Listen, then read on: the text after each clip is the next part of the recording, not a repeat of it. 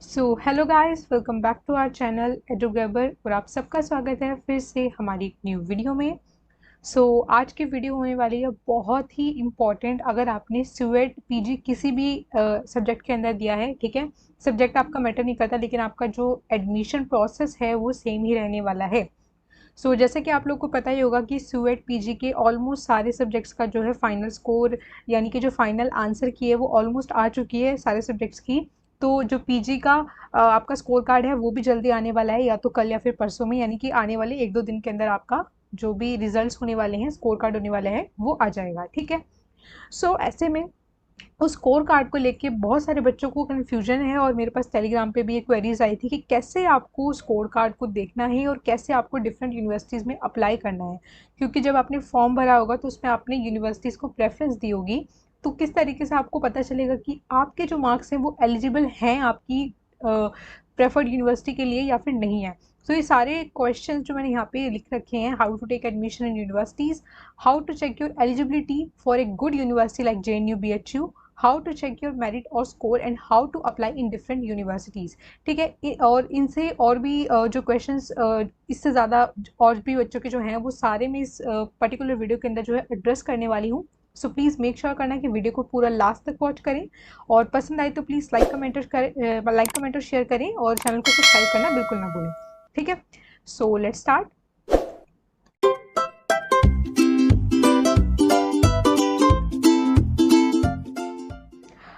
आगे जाने से पहले मैं आप लोगों से बस एक छोटी सी चीज़ यहाँ पे डिस्कस करना चाहूँगी कि हमारी जो पॉलिटिकल साइंस की एंट्रेंस गाइड है 2022 वर्जन, वो ऑलरेडी रिलीज्ड है, और काफ़ी सारे बच्चों ने जो है उसको स्यूएट में भी हेल्प किया है।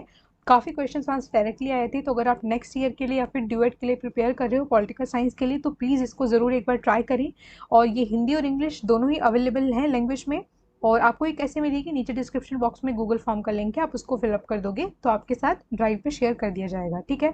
जो कि आपका स्वेट ड्यूएट SSC PGT वगैरह में सब चीज़ों में आपको जो है हेल्प करने वाली है। कि यहाँ पे आप कंटेंट देख सकते हो, पूरा ही पॉलिटिकल साइंस का सिलेबस इसमें कवर अप है, तो कोई भी आपको टेंशन लेने की ज़रूरत नहीं है, ठीक है। स्टार्ट करते हैं वीडियो।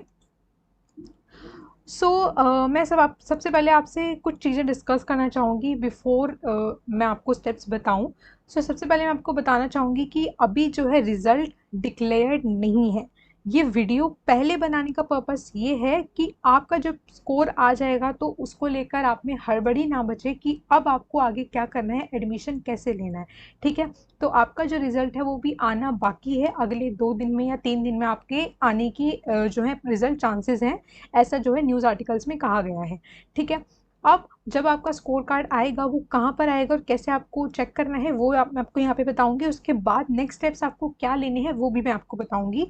और इसके अलावा भी अगर आपको कोई क्वेश्चन, कोई डाउट कुछ भी बचता है तो आप मुझसे कमेंट करके भी पूछ सकते हो, या फिर नीचे जो टेलीग्राम ग्रुप है आप उसको ज्वाइन कर लेना। हम अब इंस्टाग्राम पे भी आ गए हैं, वहाँ पे भी आप हमसे पूछ सकते हो DM करके, ठीक है। फर्स्ट स्टेप जो मैं आपको यहाँ पे बताने चाह रही हूँ वो है आपका रिजल्ट स्कोर, यानी कि स्कोर कार्ड।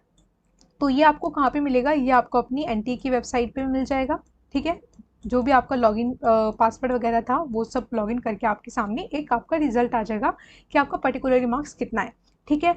और ये जो रिजल्ट आएगा ये 2 तरीके से आएगा। 2 तरीके से मतलब कैसे आएगा, आपका पार्ट A, क्योंकि आपका पेपर जो था 2 पार्ट्स के अंदर था, part A and part B दोनों के अलग अलग स्कोर आएंगे। अलग अलग क्यों आएंगे, इसलिए आएंगे क्योंकि कुछ यूनिवर्सिटीज़ ने ऐसा डिक्लेयर किया था ऑलरेडी कि वो जो है पार्ट B, यानी कि जो आपका डोमेन सब्जेक्ट है, मेन सब्जेक्ट है, उसको जो है वो कंसीडर करने वाले हैं। और कुछ यूनिवर्सिटीज़ आपके दोनों ही पार्ट्स को मिला के जो आपका स्कोर आएगा उसको कंसीडर करने वाले हैं एडमिशन के लिए। फॉर एग्जाम्पल JNU ने ऐसे पहले ही नोटिस निकाल दिया था कि जो भी उनका पार्ट B होगा ओनली उसके स्कोर पर ही वो अपने बच्चों को जो है अपनी यूनिवर्सिटी में एडमिशन देंगे, ठीक है। तो इसीलिए आपकी जो भी प्रेफर्ड यूनिवर्सिटी है उसके अकॉर्डिंग आपको अपने मार्क्स चेक करने हैं कि अगर आपकी यूनिवर्सिटी ओनली पार्ट B मांग रही है या फिर आपकी यूनिवर्सिटी टोटल स्कोर मांग रही है, ठीक है। नेक्स्ट स्टेप जो आगे के स्टेप्स हैं वो बहुत ही इंपॉर्टेंट हैं, बहुत ही क्रूशियल हैं और थोड़े से कंफ्यूजिंग भी हैं। इसीलिए आपको मेक श्योर करना है कि आप एकदम ध्यान से सुनिए। अगर आपको एक बार में समझ नहीं आता तो प्लीज़ वीडियो को रिप्ले करके देखना, लेकिन ज़रा सी भी गलती मत करना, क्योंकि थोड़ा सा कॉम्प्लिकेटेड प्रोसेस है और बहुत ही इंपॉर्टेंट है, ठीक है। जिस तरीके से अभी तक JNU में एडमिशन होता था और DU एडमिशन होता था, उससे ये प्रोसीजर थोड़ा अलग है। ठीक है। तो मैं जो आपको अब बताने वाली प्रोसेस उसको एक बार ध्यान से सुनना। ठीक है, बिल्कुल धीरे धीरे बताऊंगी ताकि आपको अच्छे से समझ में आ सके। फर्स्ट स्टेप आपका कंप्लीट हो गया, आपके पास अपना स्कोर कार्ड आ गया। उसके बाद आपको क्या करना है, गो टू यूनिवर्सिटीज वेबसाइट। अब ऐसा नहीं है कि आपको रैंडमली किसी भी यूनिवर्सिटीज पे जाना है। आपने जो भी अपनी प्रेफरेंस में यूनिवर्सिटीज डाली थी, फॉर एग्जांपल आपने जेएनयू डाला, फिर आपने बीएचयू डाला, उसके बाद आपने कोई और यूनिवर्सिटी डाली, तो उसके अकॉर्डिंग, यानी कि ऐसा नहीं है कि आपने अगर फर्स्ट यूनिवर्सिटी फर्स्ट डाली थी तो आपको फर्स्ट उसी पे जाना है, ऐसा कुछ नहीं है। बट आपकी जो प्रेफर्ड यूनिवर्सिटीज़ हैं जिनमें आप एडमिशन लेना चाहते हो, आप क्या करोगे, उनकी यूनिवर्सिटीज़ पे जाओगे और वहाँ पर जो है आपकी काउंसलिंग की जो डेट्स होंगी वो ऑलरेडी रिलीज हो जाएंगी आपके रिजल्ट के बाद। ठीक है, यानी कि हर एक यूनिवर्सिटी जो है अपनी काउंसलिंग की लिस्ट जारी करेगी कि किस दिन उनका काउंसलिंग के लिए वो डेट्स रखने वाले हैं और किस दिन उनकी मेरिट लिस्ट आने वाली है। मेरिट लिस्ट आपकी काउंसलिंग लिस्ट के बाद आएगी। ठीक है, तो ये मैं आपको धीरे धीरे समझा रही हूँ और आई होप आपको समझ आए। और फिर भी आपको कोई डाउट रहता है तो आप मेरे से कमेंट बॉक्स में बिल्कुल बेझिझक जो है पूछ सकते हो। एक बार फिर से रिपीट कर रही हूँ कि जो भी यूनिवर्सिटीज़ होंगी अपनी काउंसलिंग डेट्स की लिस्ट निकाल देंगी, तो आपको क्या करना है, यूनिवर्सिटी की वेबसाइट पे जाना है और अपने आप को रजिस्टर करना है काउंसलिंग के लिए। ठीक है, उसमें क्या हो सकता है, आपकी कुछ यूनिवर्सिटीज़ में फीस नहीं है और कुछ में है। ठीक है, और मोस्टली अच्छी यूनिवर्सिटीज़ में एप्लीकेबल फीस है तो आपको वो देनी पड़ेगी, यानी कि ये फीस किस लिए, आपकी काउंसलिंग के लिए है। ठीक है, ये फीस आपकी काउंसलिंग के लिए है। तो एक बार ही आप जो रजिस्टर कर लोगे, और ऐसा नहीं है कि आप एक टाइम पे एक ही यूनिवर्सिटी को रजिस्टर कर सकते हो, जो भी आपकी प्रेफर्ड यूनिवर्सिटीज़ हैं और आपको लगता है कि आपका चांसेस है इस यूनिवर्सिटी में आपके स्कोर के अकॉर्डिंग मार्क्स लेने का, तो आप जो है ज़रूर उसमें काउंसलिंग के लिए जो है रजिस्टर करें। ठीक है, उसके बाद जो बच्चे काउंसलिंग के लिए रजिस्टर कर लेंगे, उसके बाद वो अपनी मेरिट लिस्ट जो निकालेंगे वो बताएंगे कि इतने से इतने मेरिट लिस्ट के बीच में हम बच्चे ले रहे हैं। फॉर एग्जाम्पल, आपका एनटीए का जो भी आपने स्कोर कार्ड डाउनलोड किया था, ठीक है, उसके स्कोर के अकॉर्डिंग उन्होंने अपनी एक मेरिट लिस्ट निकाली। ठीक है, कि इतने से इतने स्कोर के बच्चों की हम काउंसलिंग कर रहे हैं। ठीक है, तो अगर तो आपका यूनिवर्सिटी की जो मेरिट लिस्ट है उसमें आपका नंबर अगर आता है तो आप यूनिवर्सिटी में जाके जो है आगे फर्दर प्रोसेस के लिए जा सकते हो। लेकिन अगर आपका फर्स्ट काउंसलिंग की जो लिस्ट है उसमें नंबर नहीं आता है, फर्स्ट मेरिट लिस्ट में आपका नंबर नहीं आता है, तो आपको फर्दर लिस्ट का जो है वेट करना है। ठीक है, क्यों करना है, क्योंकि मान लो एक बच्चा है, उसने ए यूनिवर्सिटी में और बी यूनिवर्सिटी में दोनों में काउंसलिंग फी भरी है, दोनों में काउंसलिंग के लिए रजिस्ट्रेशन करा है और उसके इतने अच्छे मार्क्स हैं कि उसके दोनों यूनिवर्सिटी की लिस्ट में नाम आ गया है, तो लेगा तो वो एक यूनिवर्सिटी में एडमिशन। तो ऐसे में जो दूसरी यूनिवर्सिटी की सीट होगी वो खाली हो जाएगी। ठीक है, तो इसीलिए जो मेरिट लिस्ट होगी वो कई आएंगी, तब तक आएंगी जब तक कि उस पर्टिकुलर यूनिवर्सिटी की जो सीट्स हैं वो सारी फुलफिल नहीं हो जाती। ठीक है, मैं आपको एक बार फिर से बता रही हूँ, फर्स्ट आपको अपना स्कोर कार्ड डाउनलोड करना है, सेकंड आपको डिफरेंट यूनिवर्सिटीज़ पे जाके काउंसलिंग के लिए रजिस्ट्रेशन करना है जिसकी रजिस्ट्रेशन फीस है। रजिस्ट्रेशन के बाद उनकी मेरिट लिस्ट आएगी। ठीक है, तो ये अब तक का प्रोसीजर था, आई होप आपको समझ आ रहा होगा। उसके बाद they will release merit list, ये मैं आपको ऑलरेडी बता चुकी हूँ कि आप एक बार काउंसलिंग के लिए रजिस्टर कर लोगे, उसके बाद वो आपके जो आपके स्कोर होंगे उनके अकॉर्डिंग वो मेरिट लिस्ट निकाल देंगे अपनी। ठीक है, they will release more merit list, जैसे कि मैंने आपको बताया कि जब तक उनकी सीट्स फिल नहीं हो जाएंगी वो और मेरिट लिस्ट को निकालेंगे। आपको जो है निराश नहीं होना अगर आपका पहले में या दूसरे में नहीं आ पाता है आपकी अच्छी यूनिवर्सिटीज़ में, लेकिन मैं आपको सजेस्ट करूंगी कि ज़्यादा से ज़्यादा यूनिवर्सिटी में काउंसलिंग के लिए डालें। मुझे पता है कि अगर आपकी फ़ीस लगती है तो आपको नुकसान भी होगा, लेकिन अगर आपको एडमिशन लेना है तो आपको इतना तो करना ही पड़ेगा। मैं आपको प्रेफर करूँगी कि आप जितनी अच्छी यूनिवर्सिटीज़ और थोड़ी सी ज़्यादा यूनिवर्सिटीज़ में काउंसलिंग को रजिस्ट्रेशन कर सको तो प्लीज़ करना। क्योंकि बाई चांस अगर आपको इतना अच्छा स्कोर नहीं है और आप जो है केवल टॉप यूनिवर्सिटीज़ में काउंसलिंग के लिए रजिस्टर करते हो और आपका मेरिट लिस्ट में नाम नहीं आता है, इन केस आपका एडमिशन नहीं मिल पाएगा फिर।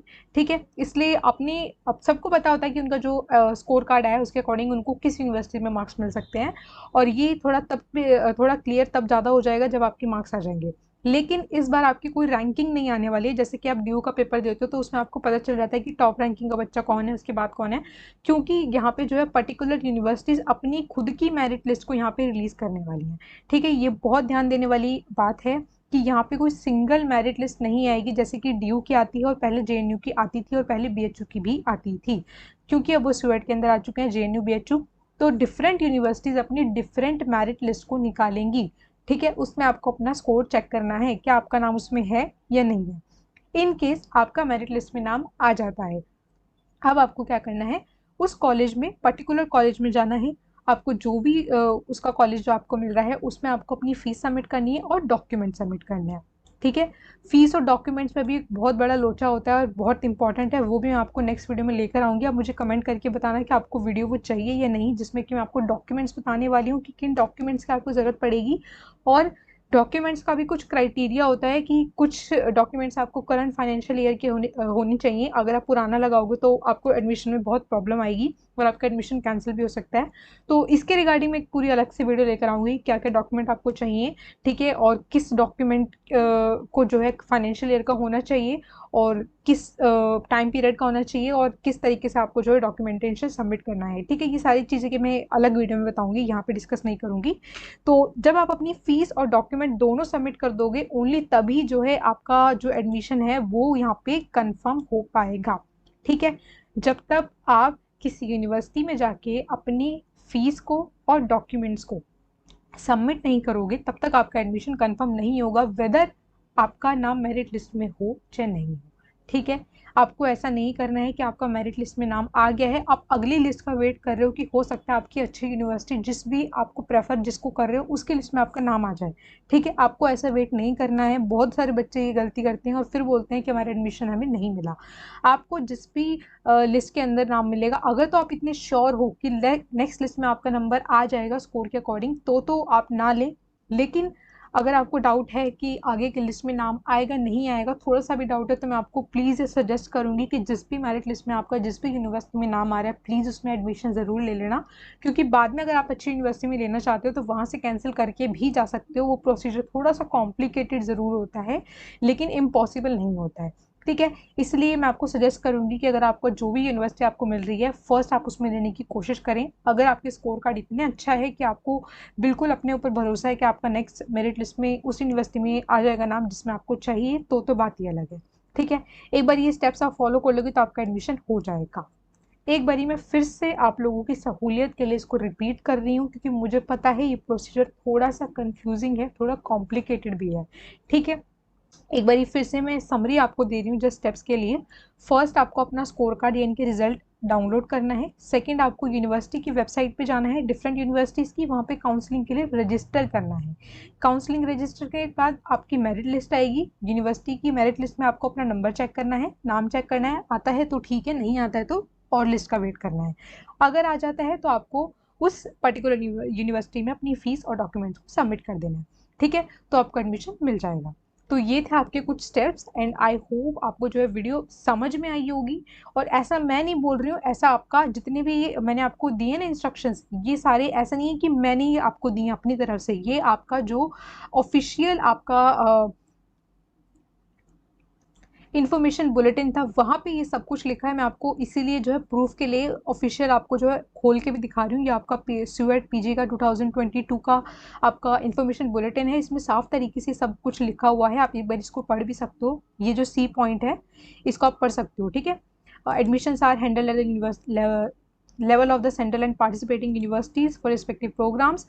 After declaration of the SUET result by NTA, the respective universities will declare the counseling and admission schedule, जैसे कि मैंने आपको अभी बताया था, and merit list based on CUET PG score card other criterias of the respective university. यानी कि जैसे कि मैंने आपको बताया कि different university different criteria follow करेंगी। कोई पार्ट बी को प्रेफर करेगा, कोई पार्ट और पे बी को कंबाइंड प्रेफर करेगा, तो ये यूनिवर्सिटी पर डिपेंड करता है।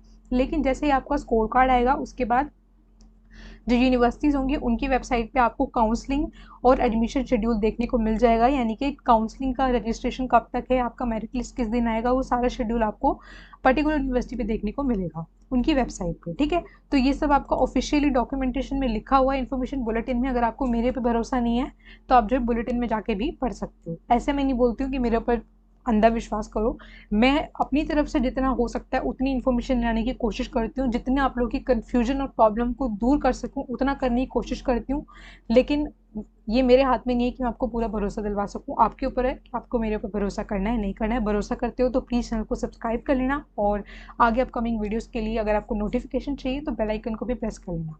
सो मिलते हैं आपसे नेक्स्ट वीडियो में। और अगर आपको एंट्रेंस गाइड चाहिए तो नीचे गूगल फॉर्म को फिल करना मत भूलना। और डॉक्यूमेंटेशन की रिगार्डिंग भी मैं नेक्स्ट वीडियो लेकर आऊँगी बहुत जल्दी। प्लीज़ आप मुझे कमेंट करके बताना आपको वो वीडियो चाहिए या नहीं। एंड तब तक के लिए good bye, take care, bye bye.